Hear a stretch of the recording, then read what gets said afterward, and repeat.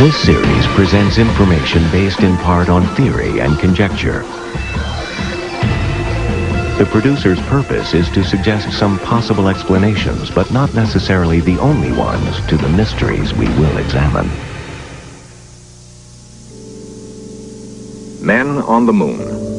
The dream became reality in 1969. A number of the astronauts who would travel to the moon brought back stories of special perceptions they had in space. Astronaut Edgar Mitchell was so intrigued that on his 1971 voyage to the moon, he attempted a secret experiment. Mitchell tried to send telepathic images to 4 colleagues on Earth. The results were analyzed by mathematicians. They concluded that the odds against duplicating Mitchell's results by chance were 3,000 to 1. You ready? Okay, pay attention now. Think of what I'm thinking of. Here I go. The same simple experiment Edgar Mitchell performed from the moon has been performed by amateurs and scientists on Earth for 50 years. The results argue persuasively that something more than chance is at work. They also indicate that at one time or another, most people exhibit some ESP power. Children are often particularly sensitive. Perhaps that's because no one has taught them to laugh at ESP. There are newer, more sophisticated ways of testing ESP. Tests that seem to confirm some ability in people beyond what is considered to be the normal range. Investigators are beginning to find ways to perfect those abilities. ESP is real, they believe, and it can be taught to almost anyone who is willing to learn.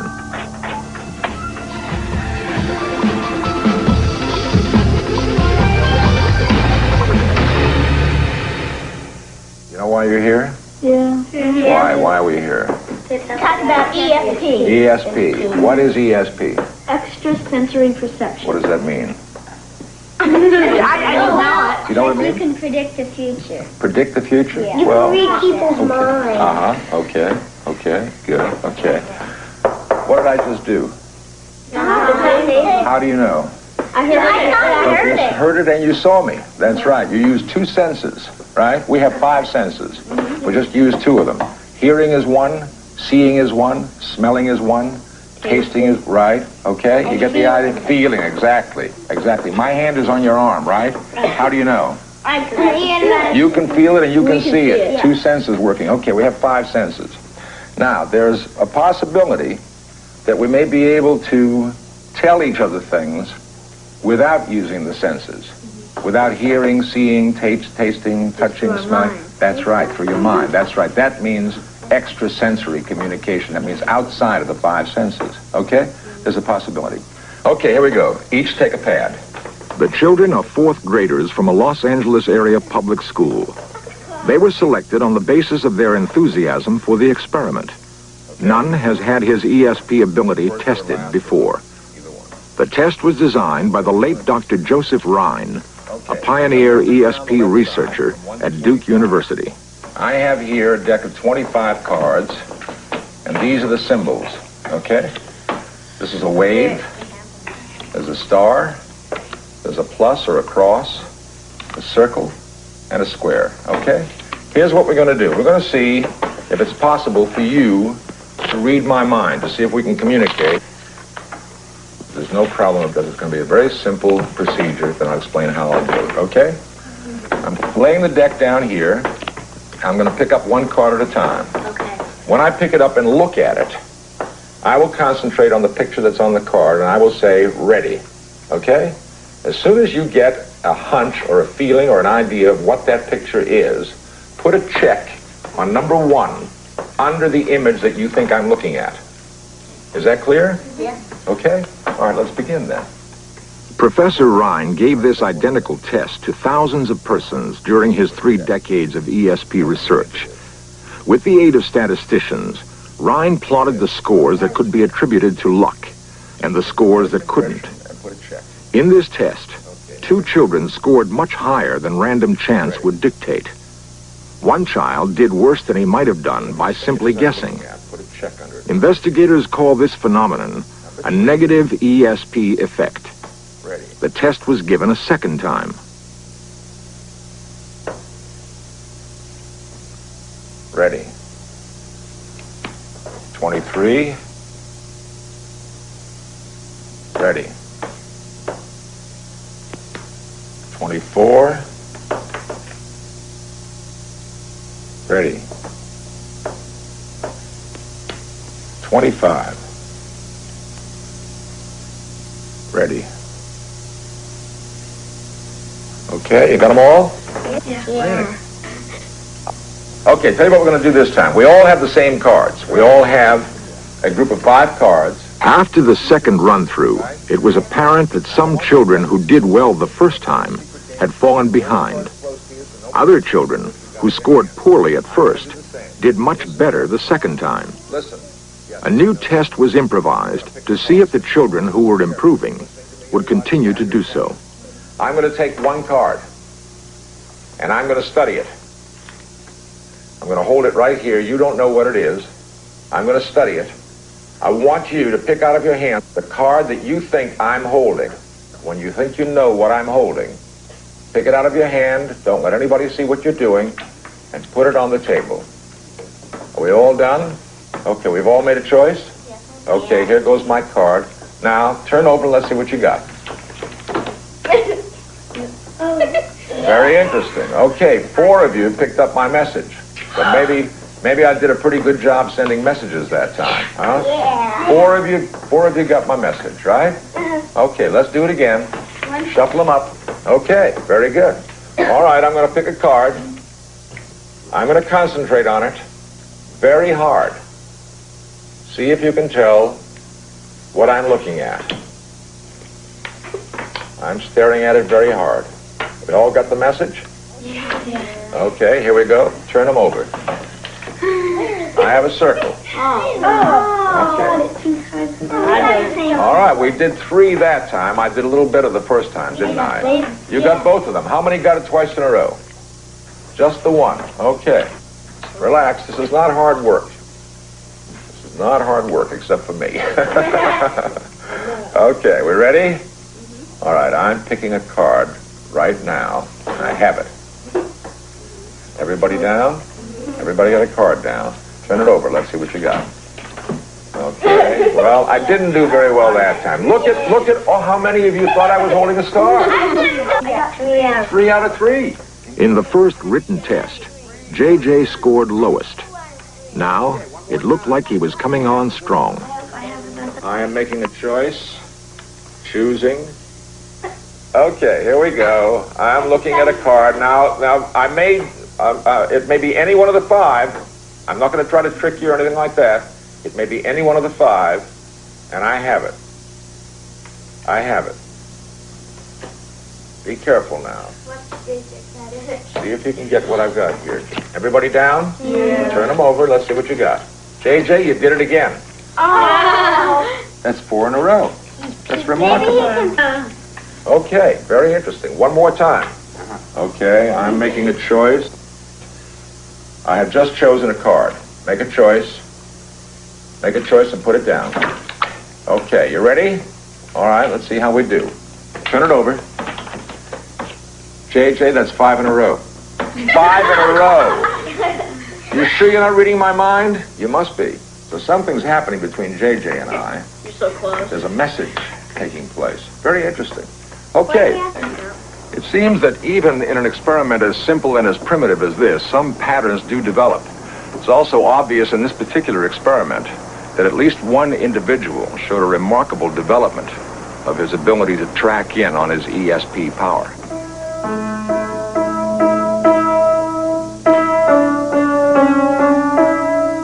It is possible that ESP skill is like musical ability, something that most normal people can perfect with study and practice.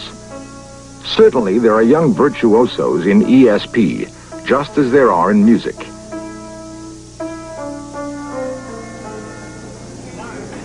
Performances by ESP virtuosos, if indeed that's what they are, attract a lot of attention. Public acceptance of ESP and other psychic phenomena appears to be increasing. behavior that once got people burned at the stake. Researchers include ESP among other expressions of psychic power, like the professed ability of some to bend metal with their minds. My son Christopher here, seated in front of you, is going to be the one that primarily... Dr. Lawrence Kennedy uses spoon bending to illustrate the power he believes everyone can be trained to use. We're using an energy that surrounds this planet that's here for all of us to use. This is coming from a source that you've all been trained to use. Everybody can do this phenomenon. It feels like one of those plastic swivel sticks, as I started saying, that has been heated over a candle. And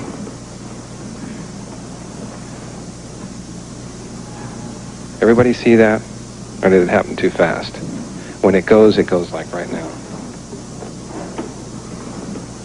How's yours doing, Chris, huh? You getting there?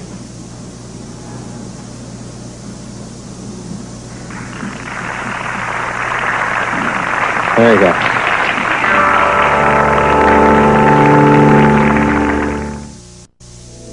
Many investigators now believe ESP can be taught. At a farm in Afton, Virginia, a teaching experiment is about to begin. The farmhouse contains a modern electronic laboratory. It is the work of retired businessman Robert Monroe. He and assistant Nancy Honeycutt attempt to teach others how to separate mind from body. It is a feat Monroe has learned through trial and error. We're going to start off by putting the electrodes on. From this, we're reading the galvanic body response, and it gives us an indication of how relaxed you are, and then we can have some idea of how you're doing here. Do you hear me? Yes, I hear you clearly. How do you feel? Quite relaxed. That's very good, very good. Should I go through my regular breathing exercise? Just begin your resonant breathing exercise. Your resonant breathing exercise. Start it now. The experiment is designed to give people a new perspective on the power of their minds. Monroe's work is being paralleled on a somewhat larger scale nearby at the University of Virginia. At the American Institute for Psychical Research in New York, a man named Alex Tanos is about to undergo an elaborate test of his ESP powers. From an insulated cage, Tanos will try to project his mind's eye into a nearby lab, there to see an image projected on a screen.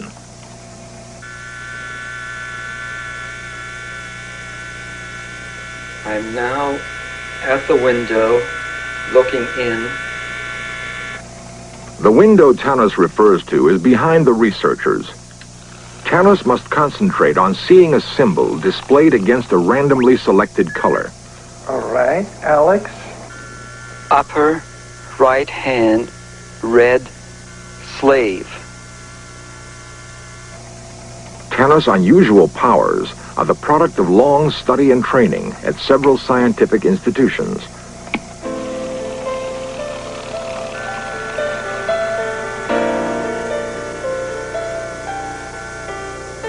The University of California's Davis campus near Sacramento.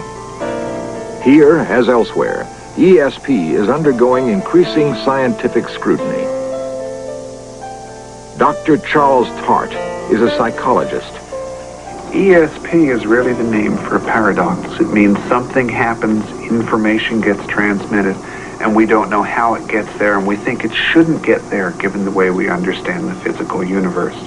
I'd like to be able to say it's a certain kind of energy, but we can't say that. We don't know enough about it. What we have to do is start where other sciences started in their infancy, is simply observe what happens and hope we can find some regularities that will do it.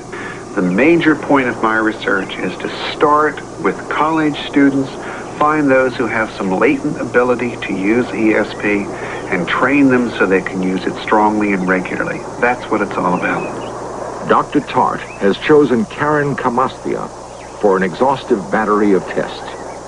This is the 10-choice ESP trainer that you're going to work out on today. What it basically is 10 different options. I'm going to go off in the next room in a few minutes, and I will randomly select one of these to be the target and try to send it to you. When I do, the green light will come on so you'll know I'm sending. What you want to do is do whatever feels right inside you to try and get an ESP impression. And when you've got it, push the button of what you think it is.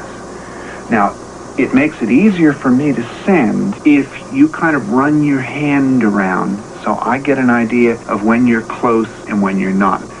Okay, and then once you push it, whatever the right one was, it'll light up in the circle, and you'll be able to tell whether you were right or wrong and why you were right or wrong and just how, so you'll have a chance to learn ESP. Okay? Mm-hmm. This TV camera is what gives me that ability to see what you're doing. This is the inside of the sender's chamber, and this is the TV screen that shows the receiver's panel. She doesn't have her hand on it yet because we haven't actually started the trial. You can see we have basically an identical panel here that the sender can concentrate on.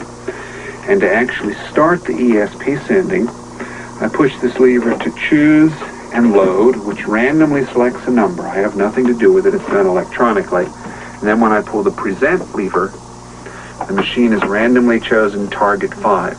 You can see that Karen's seen the ready light come on and is now beginning to move her hand around, and as she gets close to number 5, I'm going to try to tell her that's it, this is the time for her to make a choice. And when she makes that choice, it's going to be recorded automatically on a typewriter. There she, now she paused over, but then she went on. Now she's close. Come on, hit it, Karen.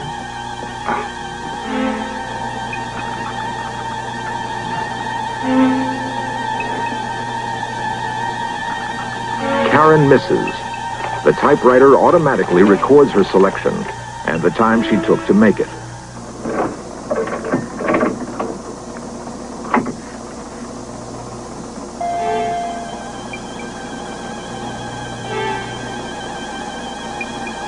What I'm trying to do is work on a theory that says you learn anything by trying and seeing whether you succeed or fail. But you've got to know immediately so you can associate what your internal mental state is with whether or not you succeed or fail. I was going to do that one too. What I've been trying to do in research is give people immediate feedback as to whether they're right or wrong as they go through an ESP task, so they can learn what goes with being right, what goes with being wrong, and then change their strategy. So when they start feeling those things that go with being right, they'll respond, and when they feel the things that go with being wrong, they'll wait or try to change their internal state. This, I hope, will be a key to better, more reliable ESP.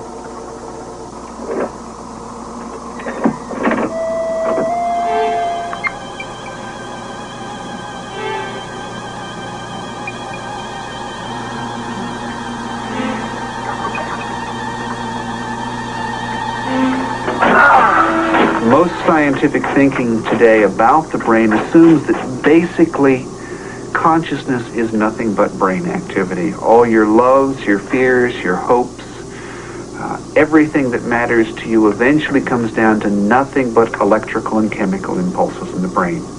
And I think that's in many ways a true view. The brain is certainly important, but also a distressing view because it leaves out what we might call the spiritual dimension of man. Now, my research is aimed at finding out whether that spiritual dimension really exists. Is the brain really nothing but a blown-up computer of the sort anyone can buy now, just many orders of magnitude more complex? Or is ESP that something extra that people have talked about?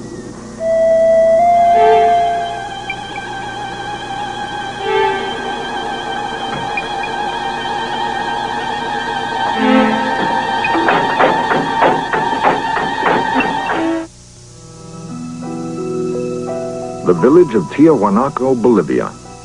It is an old village, but the strange stone figures that watch over it are older still. Karen Getzler is a psychic. She has traveled all this way from the campus of Duke University to help unravel the mystery of the stones. Explorer David Zink has sent for her.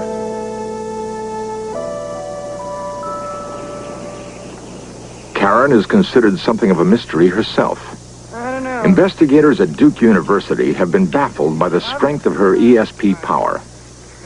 She feels that the same kind of ESP power is evident in the debris of Tiwanaku. Karen believes that the mysterious architects of these ruins had psychic abilities beyond the reach of modern men. There may be an important lesson here for we who are just beginning to explore the possibilities of the mind. How could a civilization with advanced psychic skills have vanished without a trace? Energy up here, and it's a nice clear line coming up. And I can't believe that it would just be coming off of a couple of dumb pieces of rock. There's Where's the main energy coming from? It's in a really clear line. Back towards Tiwanaku? Back towards Tiwanaku, but it's in the ground, I think. I wish they could do some... I had a shovel. Karen's psychic impressions of Tiwanaku lead her to think the ancients could communicate telepathically. Once this civilization reached full flower, Karen believes that instead of pushing toward new frontiers of thought, the ancients turned their minds against each other. Hopefully, we will not be so foolish. Coming up next, agents get caught up in one of the most bizarre kidnappings in the FBI's history on FBI The Untold Stories. Then History's Crimes and Trials investigates the terrifying crime spree of the Yorkshire Ripper.